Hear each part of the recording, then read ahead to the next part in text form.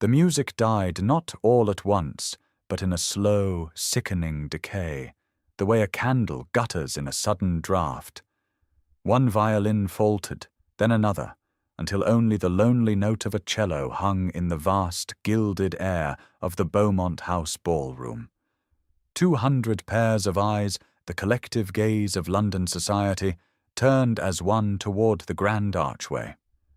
Lady Althea Beaumont, the Duchess whom everyone believed to be rusticated, exiled to the country in quiet disgrace, stood on the threshold. She was not dressed for a gala. She wore a gown of severe emerald silk, the colour of deep moss, with no ornamentation save for the modest pearl earrings her father had given her. It was a dress that spoke not of celebration, but of purpose.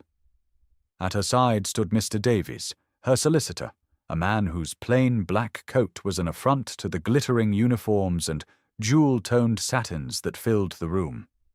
A collective intake of breath swept the chamber, a sound like the tide receding over shingle. Fans, which moments before had fluttered like captive birds, were snapped shut. Champagne glasses were frozen halfway to painted lips. Across the sea of marble and parquet, Duke Alistair Beaumont, her husband, stood beside the towering floral arrangements, his face a canvas of disbelief quickly painted over with rage. His hand, resting on the arm of the young heiress whose fortune was meant to be his salvation, tightened into a fist. He had expected a quiet surrender, an annulment signed in shame. He had not expected this. He had not expected her to return to the heart of his power and stand against him. Althea did not falter under the weight of their stares. Her posture was erect, her chin level.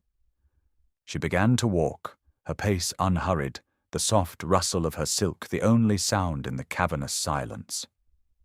She moved past the Duchess of Abernathy, whose mouth hung agape, and past Lord Ashworth, who quickly set his glass down as if it had suddenly grown heavy. Her path was a straight line to her husband. When she stopped before him, the space between them crackled with a tension that was more potent than any melody the orchestra could have produced. From a simple leather folio carried by Mr. Davies, she took a single sheaf of paper. It was a ledger page, covered in neat, precise figures. She held it out not to her husband, but to the consortium of bankers standing at his side. But to understand how a woman once dismissed as a mere country wife could halt the most powerful ballroom in London, we must return to a parish church 10 years prior, and to a promise that was broken before it was even made. For more stories of quiet strength and public vindication, subscribe to our channel, and let us know in the comments where you are watching from. The day Althea Finch married Duke Alistair Beaumont was a day of brilliant, unseasonable sunshine. The light poured through the stained glass windows of the small parish church, illuminating the dust motes dancing in the air and casting jewels of colour upon the ancient stone flags. Althea, daughter of the late Sir Reginald Finch, a man respected more for his shrewd management of his lands than for his title, was considered by many to be marrying far above her station.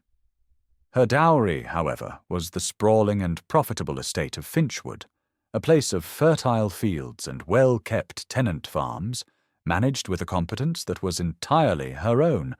Alistair, handsome and charming, with a title that stretched back 4 centuries, saw in her not just a pleasing countenance, but a solution to the financial disorder that lurked beneath the glittering surface of his ducal life. The ceremony proceeded as expected until the vows. The vicar, a man with kind, watery eyes, prompted the Duke. When it was his turn to pledge his troth, Alistair, with a confident smile meant for the assembled guests, added a flourish of his own. "And I expect," he projected, his voice ringing with performative authority, "that you will offer me unquestioning obedience in all things." A low ripple of appreciative laughter went through the pews, the sound of sycophants affirming their patron. The vicar's eyes widened slightly. He glanced at Althea, whose face remained serene. She did not look at her future husband.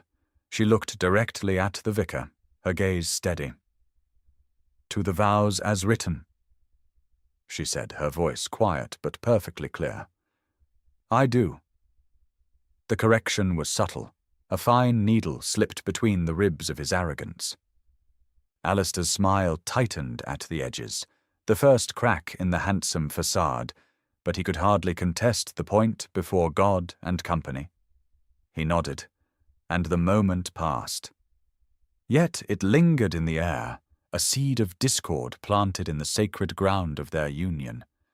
The first 3 years of their marriage were, by all accounts, a period of genuine warmth. They resided primarily at Beaumont Hall, the Duke's vast country seat, a place of magnificent but neglected beauty. Alistair, in these early days, was openly delighted by his wife's capabilities. He would watch with a sort of lazy admiration as she went over the household ledgers, her brow furrowed in concentration, finding economies and efficiencies that had eluded his family for generations. "You have a mind like a steel trap, my dear," he would say, leaning over to kiss her hair. They would dine together in the small parlour, enjoying roast pheasant with bread sauce and a bottle of good claret, the fire crackling in the hearth. He listened intently when she spoke of the tenant farms, of new methods for crop rotation she had read about, of the need to repair the west wing roof before the winter rains set in. He deferred to her judgment, and the estate began to thrive. The birth of their son, Arthur, a year into the marriage, seemed to cement their happiness. The nursery was filled with light and laughter, the scent of lavender water and warm milk. Althea would spend hours there, singing softly to the boy, her heart filled with a profound and quiet joy. 2 years later, their daughter Eleanor was born. Althea, now a mother of 2, moved through her life with a sense of settled purpose. She undertook the restoration of the Beaumont Hall gardens, a project that had been abandoned for decades. Under her direction, tangled thickets of briar were cleared to reveal forgotten stone pathways, and the formal rose garden, once choked with weeds, was replanted with heirloom varieties whose perfume scented the summer evenings. The house itself seemed to breathe again. The corridors, once dusty and silent, now smelled of beeswax and lemon polish. The staff, who had been cowed by the Duke's imperious temper, responded to their new duchess with a fierce and protective loyalty. She knew all their names, their family histories, the small worries that occupied their minds. She was not just their mistress, she was their advocate. This period was the golden afternoon of her life, a time of domestic harmony and shared purpose. She believed she was building a future, a true partnership where her skills were not just valued, but essential. She did not yet understand that for a man like Alistair, a wife's competence was an asset only so long as it remained a reflection of his own glory. The erosion began subtly, a change in the weather of their marriage that was at first almost imperceptible. It started after a prolonged stay in London, where the Duke spent his days at his gentlemen's club, White's, and his evenings at dinner parties, where the wives of his peers were decorative, amusing, and entirely uninvolved in the management of their husbands' affairs. He returned to Beaumont Hall with new ideas about the proper role of a duchess. The first instance occurred at a dinner party for their country neighbours. The conversation turned to agriculture, and Lord Hemmings was lamenting a poor yield from his barley fields. Althea, thinking of an article she had read, offered a suggestion about soil liming. "We found at Finchwood," she began, "that a particular mixture—" Alistair cut her off with a hearty laugh, placing a hand over hers. "My dear, you mustn't bore our guests with such tedious matters. Leave the fields to the men. Your domain is the drawing-room." The table chuckled along with him. Althea felt a hot flush of humiliation creep up her neck, but she kept her expression placid, her hand steady as she lifted her water glass. She said nothing more for the remainder of the meal. A week later, he informed her he had hired a new estate manager, a man named Croft, who would report directly to him. The estate ledgers, which had lived on a specially built desk in her morning room, were removed to the Duke's private study. "You have more than enough to occupy you with the children and the household," he said, his tone one of magnanimous condescension. "I cannot have you tiring your pretty head with figures." When she tried to protest, gently reminding him of the efficiencies she had introduced, he simply patted her cheek and told her not to worry. The door to a vital part of her life had been quietly closed and locked. The small cruelties began to accumulate, like stones dropped one by one into a well. They were never overt, never grounds for a dramatic confrontation, but each one served to diminish her, to reduce her sphere of influence until she was a decorative prisoner in her own home. Alistair began to critique her publicly, always with a veneer of affectionate concern that made it impossible to challenge. At a luncheon he remarked loudly that her gown, a favourite blue wool, was a trifle provincial, and announced that he had engaged a French modiste from London to create a new wardrobe for her. The modiste arrived and treated Althea like a doll, dressing her in elaborate silks and laces that felt like a costume, ignoring her preferences for comfort and practicality. He took over the planning of menus, a task Althea had always shared with the cook, Mrs. Gable. He would summon the housekeeper to his study and issue decrees for overly elaborate French dishes, things that required expensive, imported ingredients and stretched the kitchen budget thin. Mrs. Gable, a woman who had served Althea's family since Althea was a girl, would come to her mistress afterwards, her face a mask of distress. "His Grace insists on consommé and chilled custard for 20, my lady. The cost—" Althea could only nod and tell her to do as she was told, the words tasting like ash in her mouth. She was being systematically unwritten from the daily narrative of the house she ran. The most painful blows were delivered through the innocence of her children.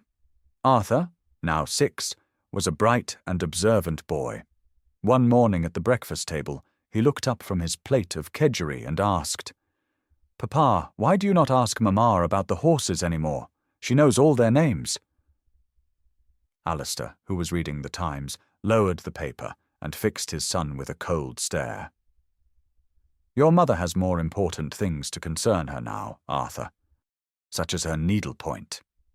The dismissal was absolute, rendering Althea's deep knowledge of the estate's stables, a passion she had inherited from her father, as trivial as a drawing-room hobby. Althea saw the confusion in her son's eyes and felt a pain sharper than any insult directed at herself. She was being made small not just in her husband's eyes, but in the eyes of her children. The final clarifying moment of her disillusionment came one rainy Tuesday evening. Eleanor was suffering from a slight cough, and Althea was carrying a small tray with a cup of warm, honeyed milk up the servants' staircase to avoid the draughty main hall. As she passed the corridor leading to the Duke's study, she heard voices from within. The door was ajar. It was Alistair and his solicitor, Mr. Peregrine Thorne, a man with a vulpine face and an overly obsequious manner. "She has a mind for figures, I grant you," Alistair was saying, his voice laced with a strange mixture of pride and resentment. "But it is unbecoming. A duke's wife should be a jewel, not an abacus. We must ensure her father's assets, the Finchwood estate, are fully and legally under my control. Her signature is all that is required for the new power of attorney. She won't read the fine print." Thorne murmured his assent. "Once we have Finchwood as collateral, Your Grace, the loans from the Berkeley Consortium are assured. Your debts will be cleared, with a considerable sum left over for your investments." Althea stood frozen in the dim hallway, the silver tray growing cold in her hands. The warmth from the milk leached away, replaced by an icy dread. It was not just about his vanity. It was not just about diminishing her. It was a calculated plot to seize her birthright. The conversation she had overheard was a key turning in a lock, opening a door onto a room she never knew existed. Her husband's campaign of small humiliations was not random. It was a strategy. He needed to reduce her to a state of such weary submission that she would sign away her inheritance without a second thought. A few days later, Alistair summoned her to his study, the very room where the plot had been discussed. He was all charm and condescension, the picture of a benevolent patriarch. On his vast mahogany desk, amongst the clutter of silver letter openers and leather-bound books, lay a stack of legal documents tied with a pink ribbon. Mr. Thorne, the solicitor, stood by the fireplace, observing her with his sharp, intelligent eyes. "My dear," Alistair began, gesturing for her to sit in the chair opposite him, a chair usually reserved for supplicant tenants. "Just some tiresome legal matters. Thorne advises we must tidy up the estate administration, consolidate things for efficiency's sake. It concerns Finchwood." He pushed the papers and a freshly inked fountain pen towards her. "If you would just sign here and here." Althea looked at the documents, her heart hammering against her ribs. She could see the places marked for her signature, little red crosses drawn in pencil. She felt a wave of dizziness, the sheer audacity of his betrayal threatening to overwhelm her. But she held it back. She would not collapse. She would not give him the satisfaction of tears or hysterics. She placed a hand to her temple. "I am feeling a slight headache, Alistair," she said, her voice a little faint. "My eyes are not up to reading such dense text this afternoon. Perhaps tomorrow." Alistair's smile barely faltered. "Of course, my dear. Rest yourself." He was so confident in her defeat that he could afford to be magnanimous. That small reprieve was all she needed. Her investigation began that very night. She waited until the house was deep in slumber, until the only sounds were the ticking of the grandfather clock in the hall and the sighing of the wind in the chimneys.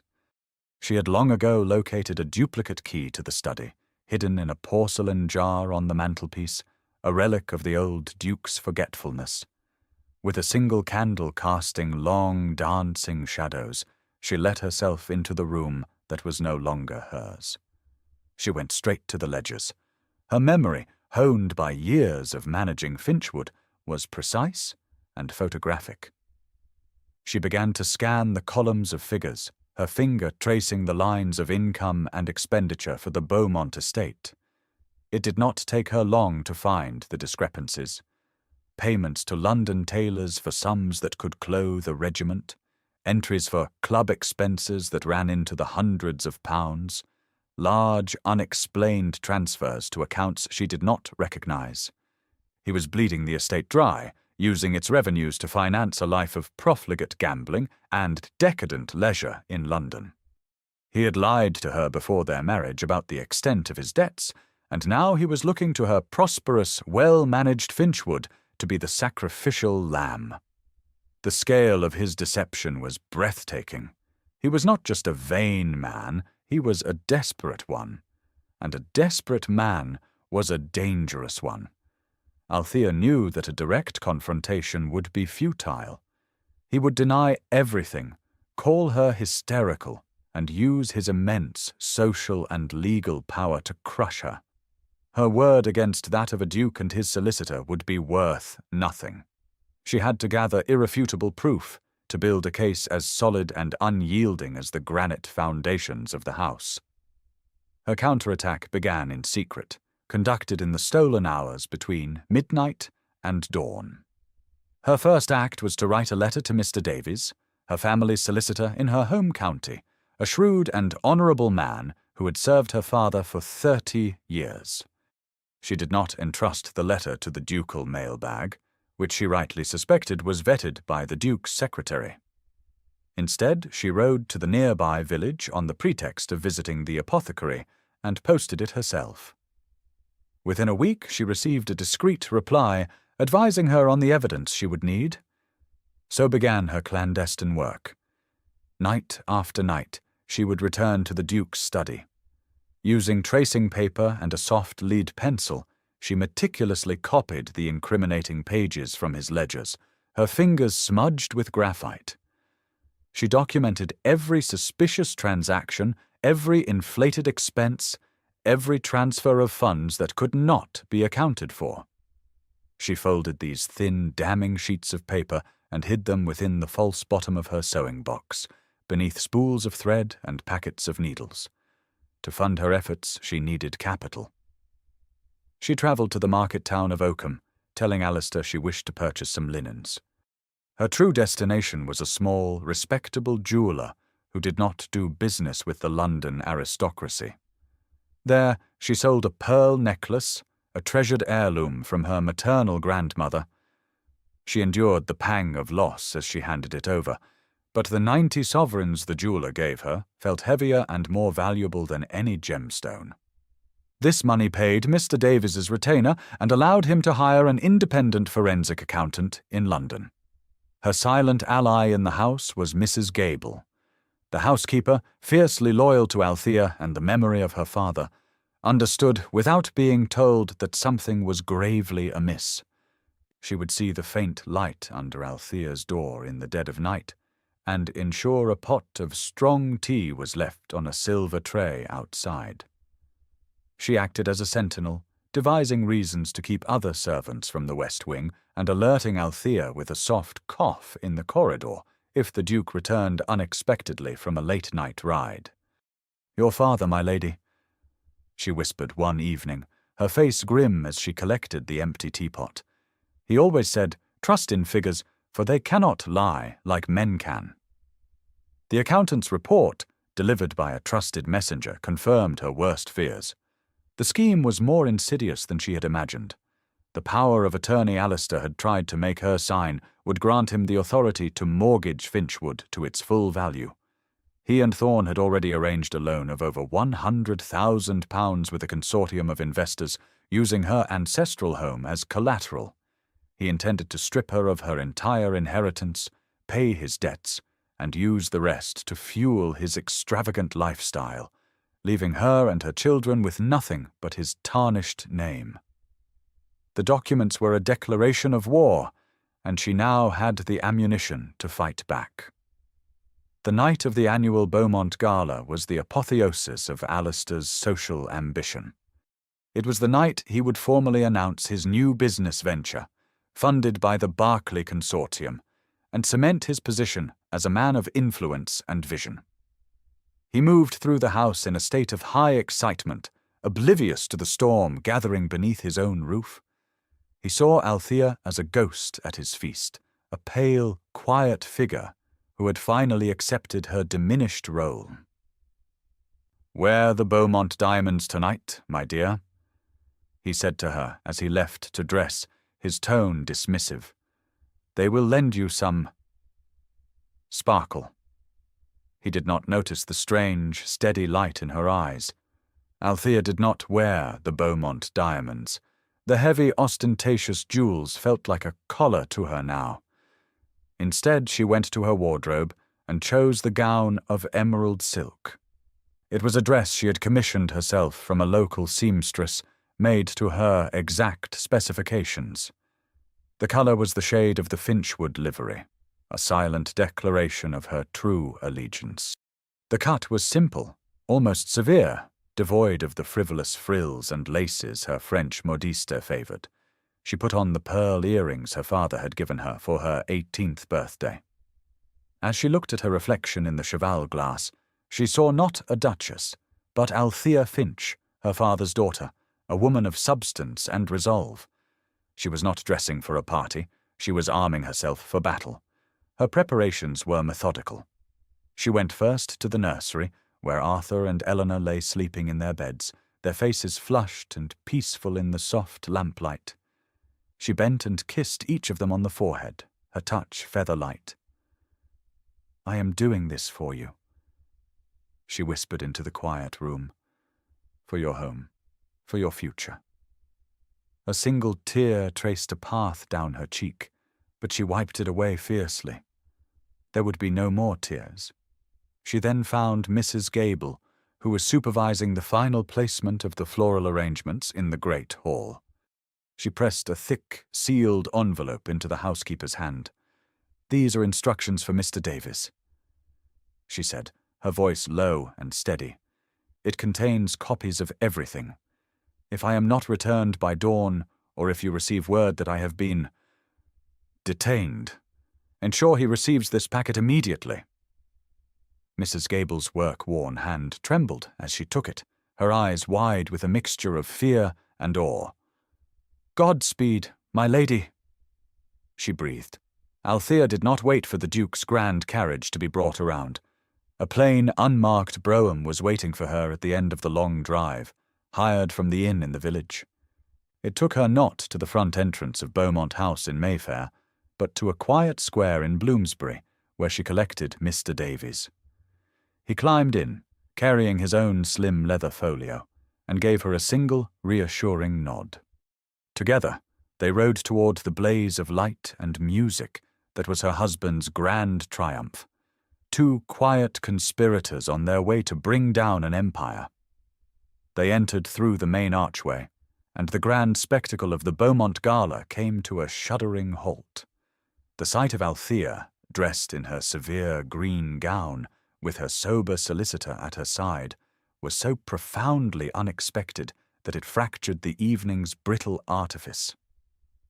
The whispers began immediately, spreading through the crowd like a contagion as 200 guests turned to stare. Duke Alistair, holding court near the orchestra with Mr. Thorne and the three principal investors from the Berkeley Consortium, turned at the sudden silence. His jovial expression vanished, replaced by a mask of cold fury. He saw her, and in that instant he must have known he had underestimated his quiet, provincial wife. Althea did not scan the crowd or acknowledge the gasps and stares. Her focus was singular. She walked across the polished marble floor, her steps measured and deliberate. The path cleared before her as if by magic. She stopped a few feet from her husband, creating a small, charged arena in the center of the vast ballroom. "Your Grace," she said. Her voice was not loud, but it was so clear and calm that it carried to every corner of the silent room. "You have been presenting certain documents to your investors regarding the collateral for your new ventures." Mr. Thorne, ever the sycophant, stepped forward protectively. "Madam, this is hardly the time or the place for such domestic discussions." It was Mr. Davies who answered, his tone as dry as old parchment. "My client, Lady Althea, feels it is precisely the time and place, as the documents in question involve fraud." A collective gasp rippled through the assembled company. Fraud, the word once spoken, could not be taken back. Althea took the ledger page from the folio. "These documents," she said, turning her attention to the grey-faced bankers, "claim the entirety of the Finchwood estate as surety. However, the signature on the required power of attorney is a forgery." Alistair, his face now a mottled purple, finally found his voice. "This is preposterous, an absurd accusation from a hysterical woman. My wife has been unwell." "Have I?" Althea replied, a flicker of cold fire in her eyes. "Mr. Davies has in his possession affidavits from 3 of London's foremost handwriting experts, who will attest in court that the signature on your loan application is not mine. Furthermore," she continued, producing another set of papers from the folio, "this is a report from an independent accountant, detailing the systematic embezzlement of over £50,000 from the Beaumont estate accounts over the past 2 years to cover personal debts, primarily from gaming establishments." She held up a copied ledger page, the figures stark and damning in the glittering candlelight. Mr. Thorne looked as if he were about to faint. The bankers took a synchronized step back from the Duke, creating a visible zone of quarantine around him. Alistair was rendered speechless, his mouth opening and closing with no sound emerging. all his power, all his authority, had evaporated in the space of 2 minutes. Althea looked directly at him then, her expression not one of hatred or triumph, but of a deep, sorrowful clarity. She let the silence stretch, forcing him and everyone in that room to absorb the full weight of his disgrace. Then she delivered the final quiet blow. "You demanded obedience in all things," she said, her voice soft but devastating. "You have mistaken a wife for a possession." The line landed with the force of a physical strike. It reframed the entire sordid affair, elevating it from a matter of money and forgery to one of profound moral failure. It was an indictment he could not answer.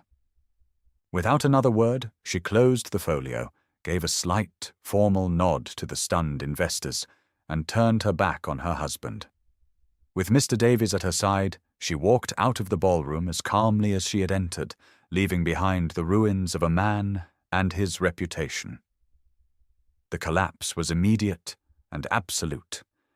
The moment Althea departed, the ballroom erupted not into noise, but into a flurry of silent, decisive action.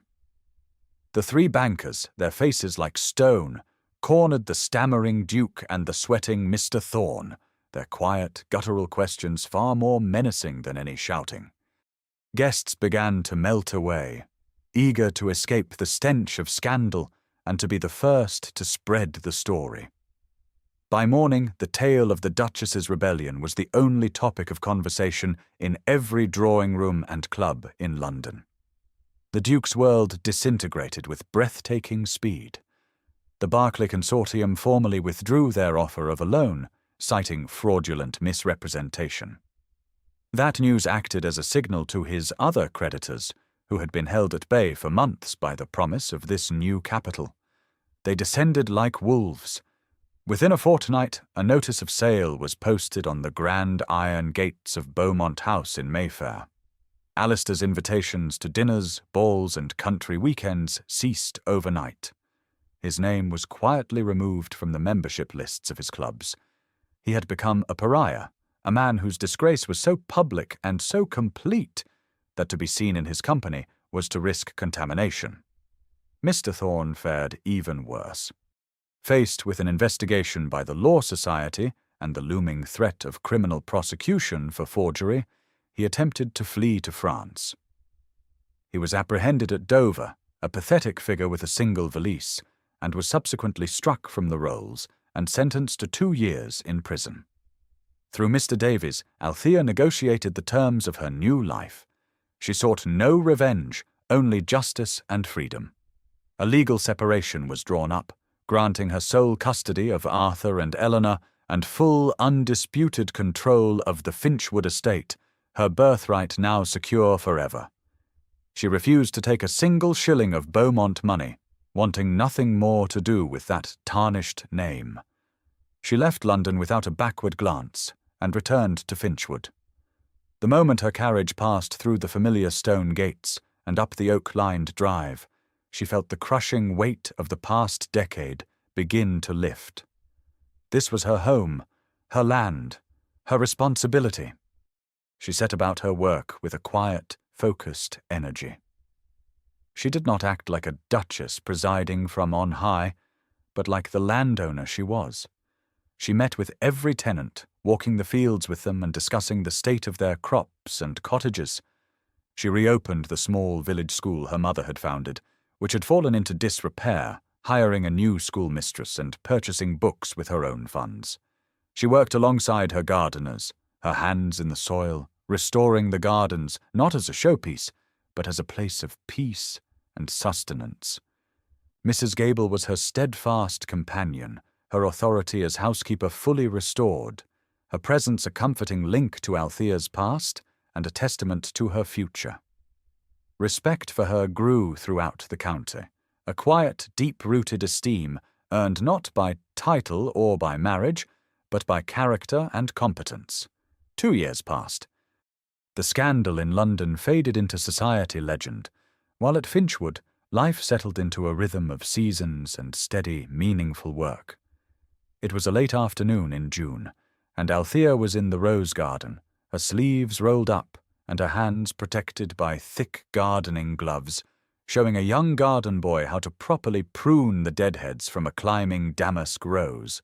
Arthur and Eleanor, now 8 and 6, were chasing a butterfly across the wide, sun-drenched lawn, their laughter carrying on the warm air. Althea paused, straightening her back, and watched them, a deep sense of peace settling over her. She was not a duchess. She was Lady Althea, mistress of Finchwood, mother to her children, and master of her own life. It was more than enough. A movement at the edge of her vision caught her eye. A figure was walking slowly up the long gravel drive from the main road. He was on foot, and his clothes, though once of good quality, were worn and dusty. His posture was stooped, all the former ducal arrogance gone, replaced by the weary shuffle of a defeated man. It was Alistair. He stopped at the low, wrought-iron gate that separated the formal gardens from the drive. He did not try the latch. He simply stood there, watching her. Althea felt no surge of triumph, no satisfying sting of vengeance. She felt only a profound and distant pity for the man who had thrown everything away for the sake of his own vanity. She walked slowly toward him, stripping off her gloves as she went. She stopped on her side of the gate, leaving it closed between them. "Althea," he said, his voice rough and unfamiliar, "I have lost everything. Beaumont Hall is to be sold next month." He looked past her, at the magnificent house, the vibrant gardens, the happy children playing on the lawn, the life that could have been his. "I have nowhere else to go." She looked at him, at the man who had tried to steal her home, her children's future, and her very sense of self. She saw the desperation in his eyes, the hollowed-out look of a man who had finally been forced to confront the emptiness within himself. She said nothing. She did not need to. Her silence, her composure, the simple fact of her standing here, in her own garden, in control and at peace, was answer enough. For a title may open any door in the kingdom, but once trust is broken, even a duke may find himself standing outside the gate forever. Thank you for joining us for this story of quiet rebellion. Do you think she should have let him in? Let us know your thoughts and where you're watching from in the comments below. We will return next week with another story of vindication.